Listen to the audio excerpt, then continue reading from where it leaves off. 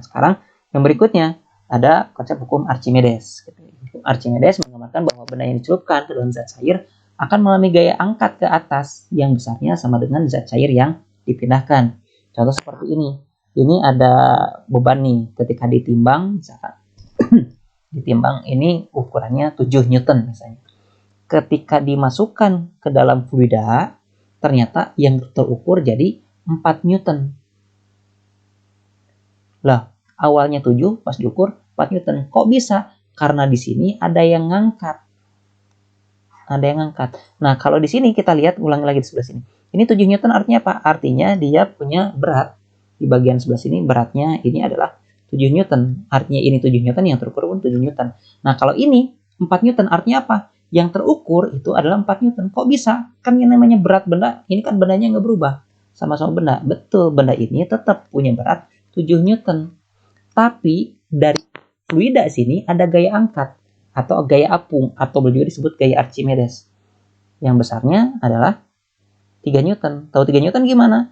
Nah, bagian awalnya ketika di udara terukur 7, ketika dimasukkan dalam fluida itu 4 Newton. Dan hasil eksperimen menunjukkan bahwa ketika bagian sebelah sini, misalkan di sini pasang ada ujung airnya, ujung fluidanya ini tepat ada bagian corong, dan ketika dimasukkan benda ini ke dalam fluida di sini kan otomatis ketika dia naik ke atas dia akan tumpah ke dalam lubang sebelah sini, akan netes.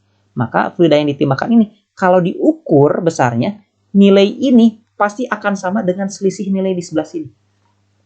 Artinya apa? Yang awalnya 7 Newton sekarang jadi 4 Newton, itu seolah-olah bahwa yang namanya fluida di sini memberikan gaya ke atas dengan besar selisih ini, dan besar ini sama persis dengan fluida yang dipindahkan.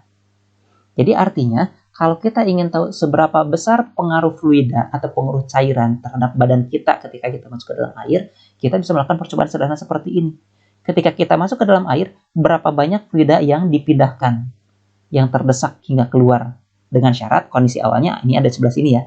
Atau kalau misalnya kita nggak mau ngukur, nggak punya alat yang kayak gini, gimana caranya? Ya anggaplah ini nggak ada. Ini volume awalnya segini. Ketika benda ini masuk, maka otomatis fluida bakal naik ke atas.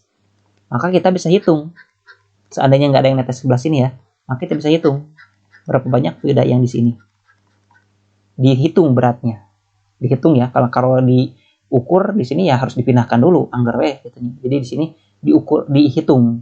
Kita pakai persamaan, bisa dihitung beratnya, dan ini akan sama persis dengan selisih dari kalau benda ini diukur di udara 7 Newton, kalau diukur dalam cairan, dalam fluida, dia ternyata cuma 4 Newton. Jadi gaya apungnya akan sama dengan fluida yang dipindahkan. Entah dipindahkannya tumpah keluar atau dipindahkannya untuk naik ke atas. Ya, sama saja. Jadi intinya sekali lagi bahwa yang namanya hukum Archimedes menyatakan bahwa benda yang dicelupkan ke dalam zat cair atau fluida akan mengalami gaya angkat ke atas yang besarnya sama dengan zat cair yang dipindahkan, mau pindah ke atas ataupun ke samping. Ya. Nah, jadi gambarannya gaya Archimedesnya sama dengan massa fluida yang dipindahkan kali G. Massa kita tahu, massa bisa kita nyatakan dengan rho kali volume. Jadi di sini kita tuliskan rho kali volume. Volumenya volume apa? Volume fluidanya. Volume fluidanya yang gimana? Ya sama saja dengan bagian benda yang tercelupnya. Jadi ketika ini naik segini, kita tahu bagian yang naik ini pasti bakal sama dengan volume yang masuk ke dalam fluida ini, ke dalam cairan ini. Artinya volume fluidanya bisa dinyatakan juga sebagai volume benda tercelup.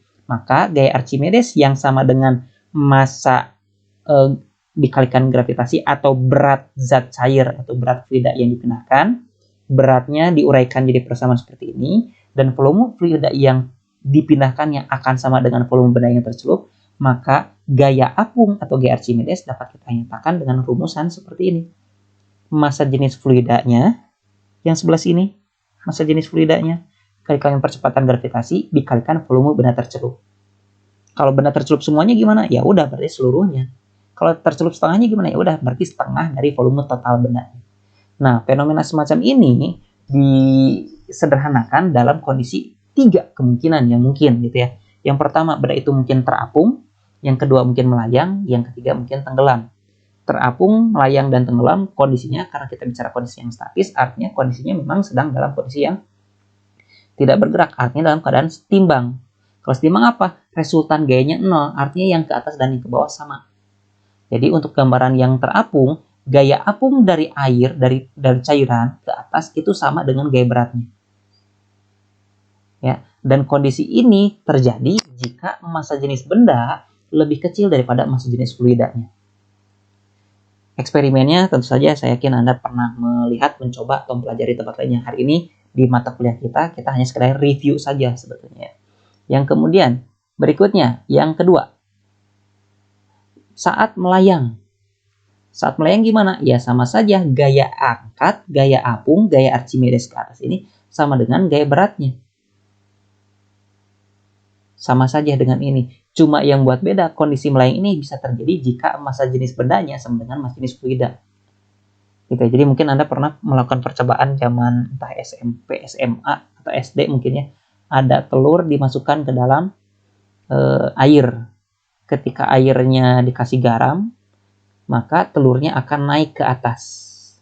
Di awalnya telurnya tenggelam, ketika dikasih garam, maka naik ke atas. Kenapa? Karena air garam itu massa jenisnya lebih tinggi. Ingat, massa jenis adalah kerapatan. Air garam, bagian dalamnya, partikel-partikel penyusunnya lebih rapat dibanding air biasa.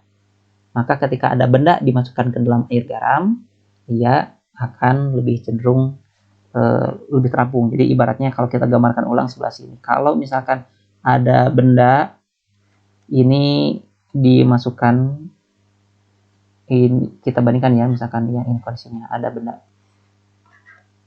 yang awalnya tenggelam, ketika dia ini airnya misalkan air biasa, kemudian ketika ini airnya ditambah garam, maka dia akan cenderung agak naik ke atas. Tapi kalau misalkan air ditambah garam, kemudian tambah garam lagi, tambah gula, tambah macam-macam, sehingga lebih rapat lagi mesinnya, mungkin kan dia untuk naik ke atas. Ya, jadi prinsipnya seperti itu. Jadi untuk massa jenis benda yang lebih kecil dari massa jenis fluidanya, dia akan terapung atau mengapung atau mengambang. Untuk yang sama dengan itu akan melayang. Kemudian jika lebih besar, dia akan tenggelam. Nah, untuk kondisi tenggelam gimana? Sama saja, selama dia setimbang, resultan gayanya harus 0. Cuma yang berbeda adalah di bagian sebelah sini, kalau misalkan kita ingat zaman dulu kita pernah bahas, kalau ada benda di bidang datar, dia punya berat bagian ke bawah kita sebut W, dan dia punya gaya ke atas yang kita sebut sebagai gaya normal. Nah, gaya normal untuk benda dalam fluida ini kita ganti dengan istilahnya berat semu. Karena besarnya gaya normal ini sama saja dengan gaya yang ditopang oleh alas ini ke bagian atas. Jadi selain dia ditahan, diangkat oleh air, oleh cairan, dia pun punya gaya angkat dari alas, dan ini kita sebut sebagai gaya normal. Tapi di sini kita istilahkan sebagai berat semu karena besarnya ini akan sama dengan besaran benda ketika ditimbang dalam cairan, semacam ini. Intinya di sebelah sini bahwa yang namanya benda dalam kondisi tenggelam tetap saja kondisinya selama dia diam, artinya resultan gayanya di sumbu Y itu 0, artinya gaya yang ke atas ditambah gaya normal di sini atau kita sebut sebagai berat semu ini min W sama dengan 0, sehingga min W nya pindah ke kanan jadi positif ya.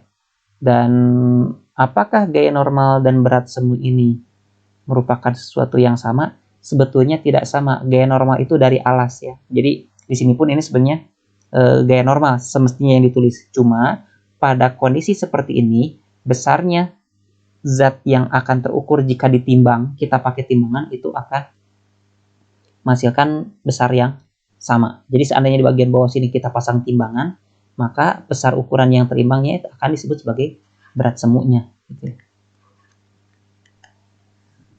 Jadi sekali lagi, gaya normal dan berat semu itu sesuatu yang berbeda.